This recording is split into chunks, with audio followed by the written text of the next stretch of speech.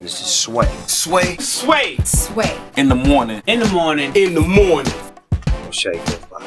Wake your punk ass up. That crust out your eyes. So if I pick chicken noodle soup over matzo ball, would that be racist? That'd be racist? No. Because you're black. Because you I'm put black. Chicken noodle soup. It's not fried, so. Oh, that was fucking that was low. That's Mike Epps. It's a new AOL original series, That's Racist, with Mike Epps, was debuted a couple weeks ago, right?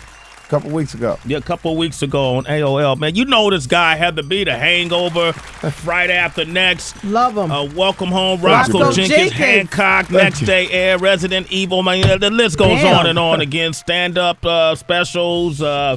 You know him from the corner at the corner store with the brown paper bag. Liquor store. The liquor store. Hanging out in the hood near you, the one and only Mike Epps, ladies and gentlemen.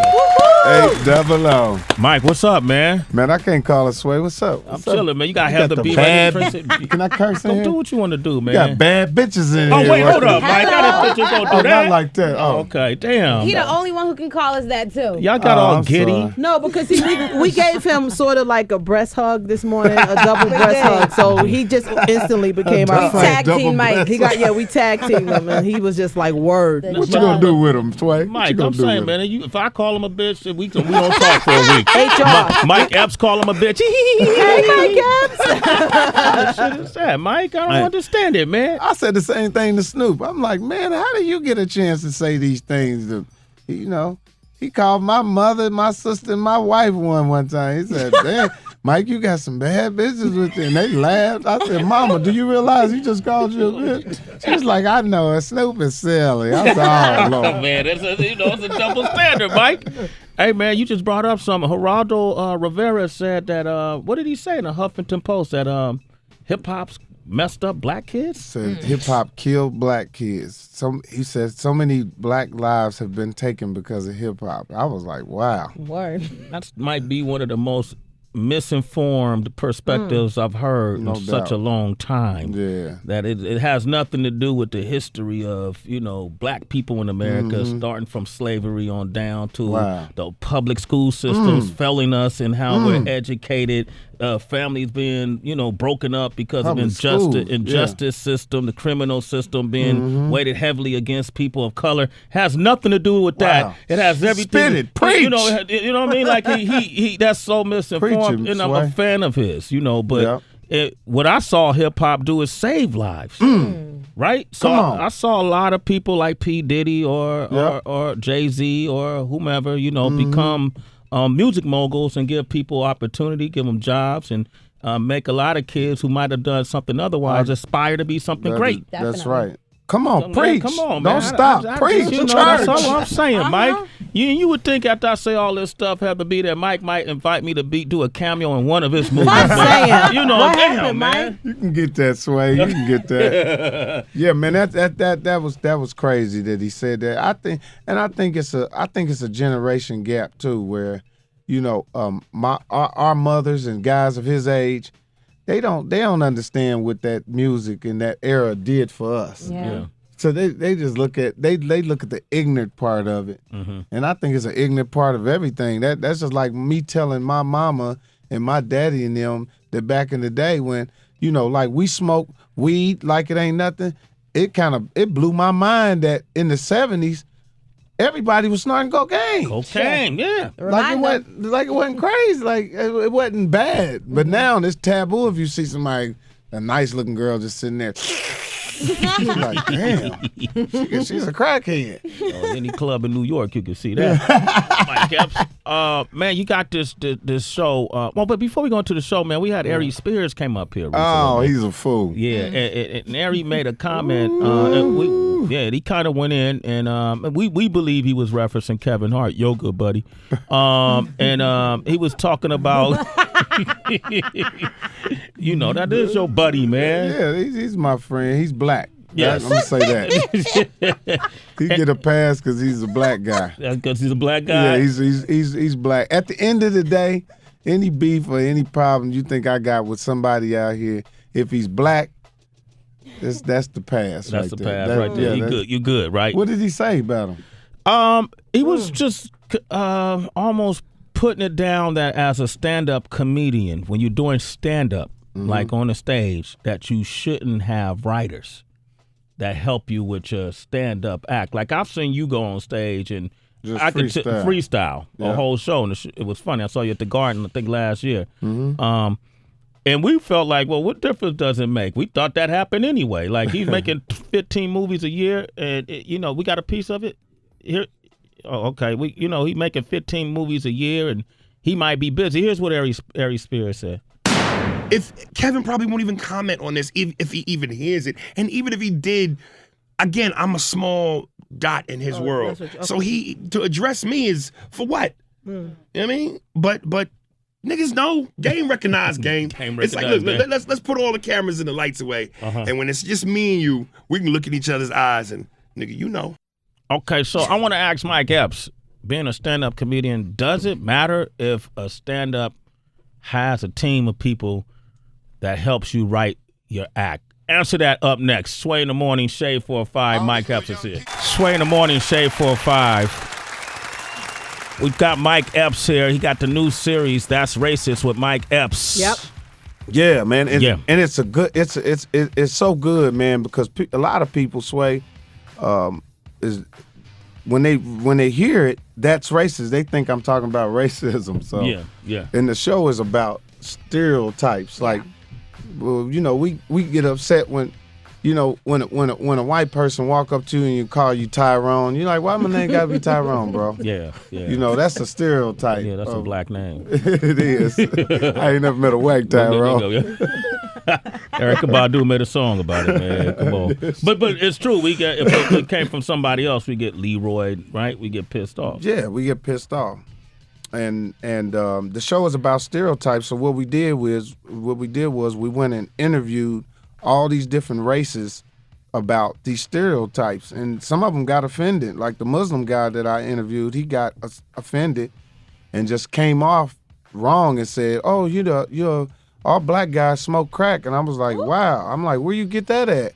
And then he started talking about how many kids we got, and I'm like, "Dude, go down to the child support office and you'll see how many white baby daddies is out here." You know what I mean? It's a lot of white baby daddies and white baby mamas. It's just a stereotype about us. Some of it's true and some of it's not, but the chicken one is kind of true, Mike. It's a lot of true. It ain't no kind of true. It's a lot of true. Yeah, man, I got chicken today. We got chicken now. You want some chicken, Mike? Shit, we got two kinds of chicken. Barbecue chicken and roasted chicken.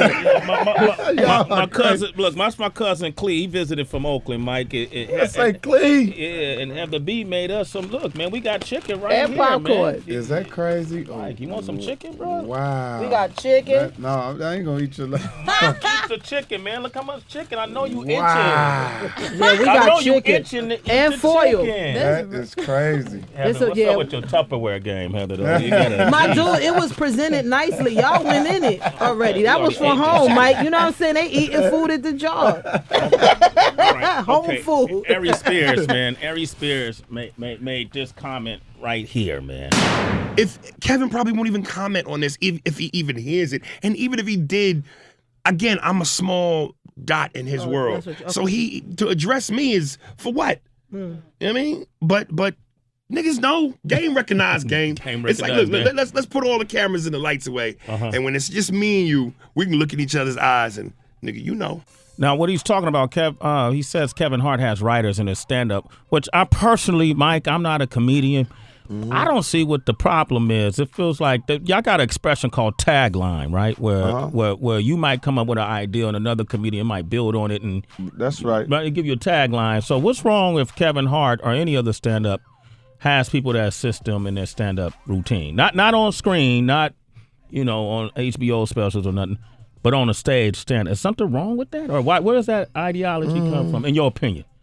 I mean, in the history of comics, there's always Richard Pryor had a writer. Yeah. Richard Pryor had, and like you said, it's taglines and stuff like that. Paul Mooney used to tagline Richard Pryor and stuff like that with the writers. Where it gets out of hand is that when your writers are sitting in regular little comedy clubs and they listening to comics who haven't made it yet, and they take it to you and give it to you, and then you're already on a big platform, and you using some young comic's joke, and you don't even know you using it.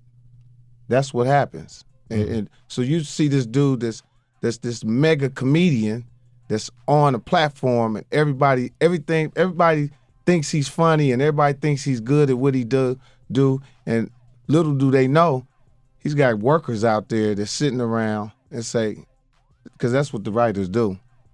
They sit there and they look at a comic and say, he ain't gonna make it, and go give Kev the joke. That's what happens? All day long. All day long? All day long, and the young dude is like, he just took my joke, you know, and guess who's a lie? The young guy whose joke it was, he's a lie, and guess who looked like you jealous? The young guy. Guess who looked like you picking and poking? The young guy. You know, and that's the thing. That's the hard part about. I'm proud of Kevin because he's a black man and he's doing his thing, and I know him personally, and I know that he worked hard to get to where he's at. And I think the reason why a lot of comics, Ari Spears, different people and stuff like that, poking him because he's just like a normal comic, man, like everybody else. That's just like I said something about Chris Rock on Tom Joyner, and they went crazy. And Chris Rock called a couple people on that. He called this writer dude named Rodney and asked, I didn't even do nothing to Mike. And I'm saying to myself, you destroyed Shucky Ducky's career, bro. Shucky, how? Shucky Ducky, the comedian? Man, Chris Rock went on Def Comedy Jam and said, Shucky Ducky need to write some jokey wokies. See what I'm saying? Damn. And now Shucky Ducky is an announcer on at the Ringling Barnum Circus. The Ringling Barnum Bailey? Yeah. That's what Shucky Ducky's doing? Yeah. Oof. And I seen Shucky Ducky one time. I said, you ain't cracking jokes no more. He said, oh man, Chris Rock destroyed my career. Ever since he said that joke, man, I ain't been able to get a joke off. Nobody knows that. But see, if you pick on somebody on another level, on the level that where everybody can see you, you're a bully. If a dude is shorter than you, you're a bully. If a dude is a guy who plays on the side with the politics, with the gay folks, you're a bully. You do any of that, you mess with anybody that's in the eyes of that, you're a bully. You don't have no opinion. I can't say nothing about Kevin Hart. First thing they gonna say, you jealous. Period. You know, if I say something about Chris Rock, you're jealous. You know, I gotta go at the hardcores. I gotta go at the Game and the 50 Cent and the Snoops and them, so they won't think that. You know, but the business is it's just like, to me, it's like the dope game to me. You know what I mean? And when I was young and when I was out there trying to sell little drugs and stuff like that, it was always some corny ass dude that was the kingpin. I'm like, how is this nigga the kingpin in my neighborhood? And the real hardcore nigga that's a real hustler that got the respect didn't have the money. It was some sucker that you watch grow up in school. You know this dude is a square. How is he the kingpin? Everybody want to rob him, but can't catch his ass. You know? Is that how you see Kevin Hart? No. No, that's Kev put in work though. Yeah. But when I say that, well, him compared to me, he's a square. He's a L7 to me. You know what I mean? And whatever little beef that we had or whatever this and that, when we did get in an argument and we start cracking jokes on each other, because that's how that beef started. The beef started with me cracking a joke. I was talking about him like, oh, look at you. You got some ugly shoes, blah, blah, blah, blah. And he went there and started talking about my career. You see what I'm saying? You got personal on me, and then you showed me that, guess what? You wanted to challenge me on my business, on my career. We was talking about personal stuff. Like, called you a little black roach, and you said I look like Antoine Dotson, hide your kids, hide your wife. That was kind of funny. Yeah, that was funny. This nigga said I look like Antoine Dotson, hide your kids, hide your wife. You was laughing, Mike? You was laughing when he said it? I went straight to the bathroom and looked in the mirror and said, do I look like this nigga a little bit? You asked yourself. I did. Because I had a scarf on my head when the nigga said it. Keep that afro tight. And I think that's what made a lot of Like a people. nut. I remember TMZ was reporting that beef when it spilled over to Twitter was fake. That shit wasn't no. Yeah, it wasn't no beef. If Kevin Hart was like what's the dude off of Time? What's the Time Machine and all that? Oh, Craig Robinson. Craig Wright. If Kevin Hart was his size, I'd kick his ass. I'd knock his teeth out his mouth. That's how I am. But that little dude right there, I'm gonna get my daughter to slap the shit out of him. If I had a problem. Yes, I got a daughter his height that'll knock him out. My little daughter Bria. But I love Kevin. Kevin is a nice little brother. The only problem with that is that he's like a Kim Kardashian. How so?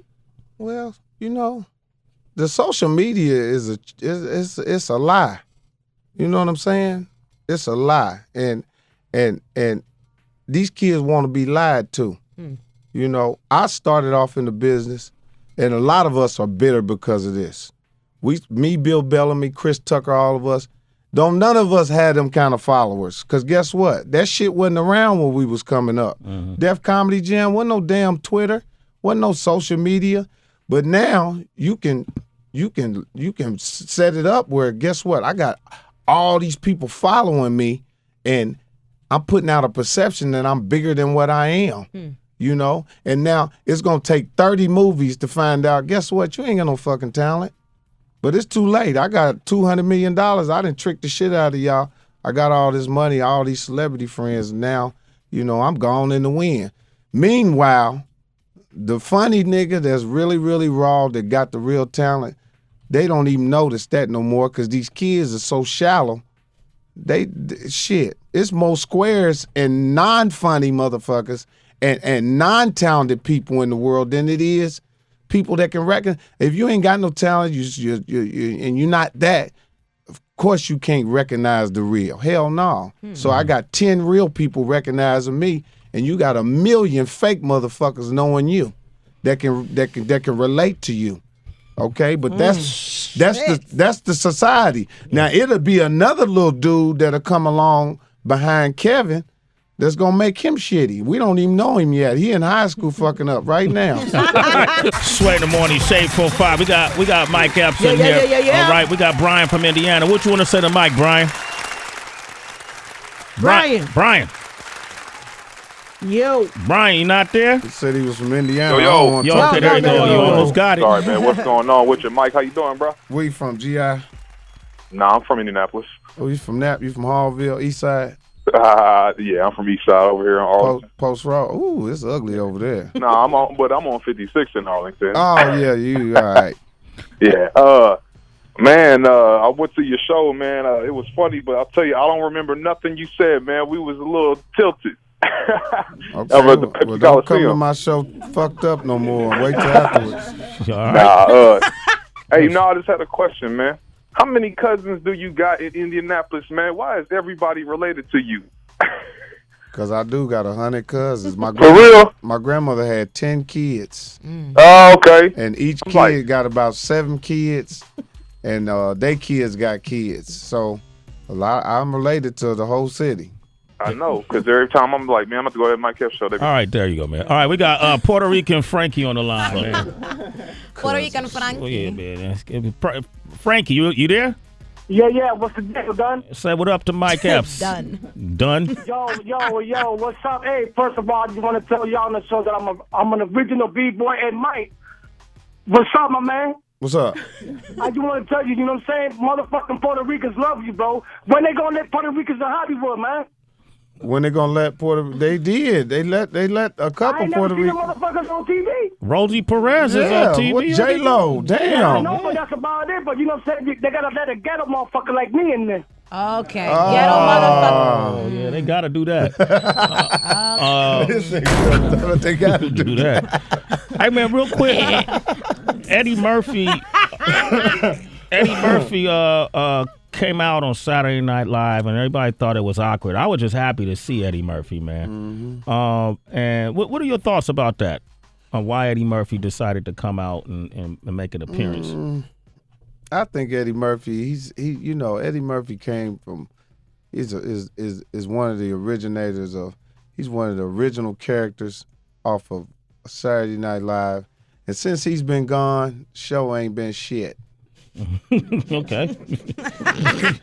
All the guests is watered down. Not really funny. And I just think whoever's over there running it, they just disattached to what's real, and they just showing what they think the people want to see. And I think Eddie Murphy is just one of them old school guys. When you did what Eddie Murphy did, man, can't nobody follow that. And again, he ain't had no social network behind him. Wasn't no Twitter telling you come see Raw. Wasn't none of that shit. You know what I'm saying? That social network shit. That shit is cheap, man. It's like a fake ass champagne or something, or like it's cotton candy. You know how you go to the circus and you eat the cotton candy and you say, "Damn!" Every time I put it in my mouth, it just melt, and I gotta keep eating it. And then when you leave, you say, "Damn, I'm hungry. I'm hungry. I didn't get a good meal out of that. It was good, but shit, there's something missing about it." And that's what social network is. And if you take that away from these suckers, they ain't shit. Yeah, it is. Mike Epps, man. All right, real quick. You got slated to play Richard Pryor. Congratulations. We don't know that. But Huge. DB was curious to how much you really know about Richard Pryor. So we came up with this game. All right, here we go. 2 minutes into the hour. DB, what you got? Real quick. Question number 1. What is Richard Pryor's full name? Richard Lennox Pryor. Close. Richard Franklin Lennox Thomas Pryor. Damn, Mike. Oh, well, shit. Might want to learn that before the movie start. All right. Question number 2. This nigga had 5 names that I didn't know about. In the movie See No Evil, Hear No Evil, whose character was deaf, Richard or Gene Wilder? Gene Wilder. Correct. I know that one. All right. Number 3. Pryor frequently used the word nigger in his stand-up, but once one incident made him swear to never use the word again. What was it? My trip to Africa. Yep. Oh, Number 4. Before going into comedy, Richard served in the military. Which branch did he serve in? The Navy, the Marines, or the Army? The Army. Correct. Damn, Mike. Last question. After recovering from the burns he suffered during his crack incident, Richard returned to stand-up and said he heard people making jokes saying he looked like what while running down the street on fire? A nigga on fire. man on fire. Man alive. It was a lit match. A lit match? Okay. You got 2 wrong. 2 wrong? Oh, that's pretty good, man. All right, Mike Epps, man. Hey, ain't none of that got nothing to do with what I'm gonna do in front of the camera. Nothing, right? What an honor, man. We have Rain up here, his daughter, and I think you're the right person for the job, man. I couldn't see anybody else doing it. So congratulations with that one, man. I appreciate it, man. And know this right here, man. I'm nervous than a hoe in church. That's pretty nervous. That's pretty nervous, man. You're selling pussy all night and you standing in the back of the church talking about praise the Lord.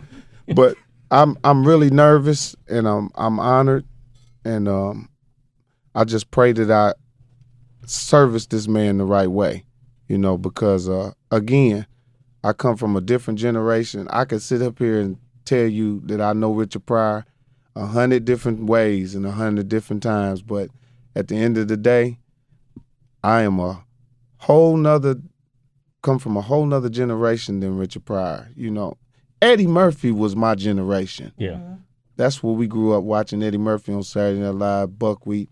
Richard Pryor was before him, but I do know about him because I'm ahead of my time and I feel like I'm an old soul, but I'm nervous as hell. And Lee Daniels is directing it.